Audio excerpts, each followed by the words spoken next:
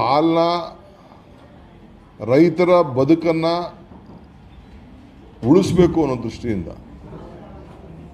ಕೇಳಿ. ಇವರೊಬ್ಬರು ನಮ್ಮ ವಿನಯ್ ಹಸ್ಗಳು ಇಟ್ಕೊಂಡಿದ್ದಾರೆ, ಎಮ್ಮೆ ಇಟ್ಕೊಂಡಿದ್ದಾರೆ. ಬೂಸ ಬೆಲೆ ಎಲ್ಲ ಯಾಕೆ ಕಡಿಮೆ ಮಾಡ್ಸೋಕ್ಕಾಗಲಿಲ್ಲ? ಹಿಂಡಿ ಬೆಲೆ ಯಾಕೆ ಕಡಿಮೆ ಮಾಡ್ಸೋಕ್ಕಾಗಲಿಲ್ಲ? ಎಲ್ಲ ನೀವೇ ಎಲ್ಲ ಬೆಲೆಗಳನ್ನ ಜಾಸ್ತಿ ಮಾಡಿಸ್ಬಿಟ್ಟು ಈಗ ಬೇರೆ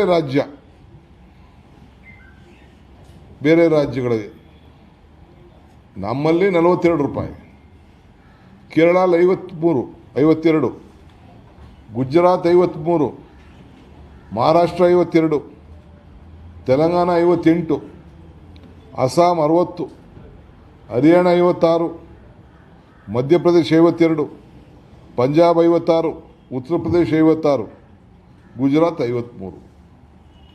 ಇದು ಹಾಲಿನ ಬೆಲೆ. ನಾವು ರೈತರನ್ನು ಉಳಿಸೋಕ್ಕೋಸ್ಕರ ಈ ತೀರ್ಮಾನವನ್ನು ನಾವು ತೆಗೆದುಕೊಂಡಿದ್ದೇವೆ. ನೀರಿನ ಬೆಲೆ ಎಲ್ಲ ಸ್ಮಾಲ್ ಏರಿಸಿದ್ದೇವೆ, ಜಾಸ್ತಿ ಮಾಡ್ಬೋದಾಯಿತು. ನಮ್ಮ ಈ ಒಂದು ಮನೆಗೆ ತೆಗೆದುಕೊಂಡು ಹೋಗುವಂಥ ಏನು ಈ ಒಂದು ಇದ್ರ ಬಗ್ಗೆನೋ ಒಂದು ಹಿಂದೆ ಅವ್ರ ಸರ್ಕಾರನೇ ತೀರ್ಮಾನ ಮಾಡಿತ್ತು ಒಂದು ರೇಟ್ನ. ನಾನು ಮೊನ್ನೆ ನೋಡಿ ಅದನ್ನು ಪರಿಶೀಲನೆ ಮಾಡಿ ಸ್ವಲ್ಪ ಇಳಿಸಿದ್ದೀನಿ. ನಾನು ಇಷ್ಟು ಮಾಡೋಕ್ಕೆ ಹೋಗ್ಬೇಡಿ, ಈ ಒಂದು ಕಚ್ಚಾ ಸಾಲಿಡ್ ವೇಸ್ಟ್ನ ತೆಗೆದುಕೊಂಡು ಹೋಗೋಕ್ಕೆ ಅಂಥೇಳಿ ಒಂದು ಮಿನಿಮಮ್ಗೆ ಅದರಲ್ಲೂ ಕೂಡ ಬಡವರಿಗೆ ಉಳಿಸೋ ರೀತಿಯಲ್ಲಿ ಮಾಡಿದ್ದೇವೆ. ಈಗ ನೀವು ಚಿನ್ನ ಲೆಕ್ಕ ಹಾಕ್ಕೊಳ್ಳಿ. ಚಿನ್ನ ಯಾರ ಕೈಲಿದೆ ಕಂಟ್ರೋಲ್ ಮಾಡೋಂಥದ್ದು? 10 ಗ್ರಾಮ್ಗೆ ಎಷ್ಟಿತ್ತು? ಎಷ್ಟಿತ್ತು?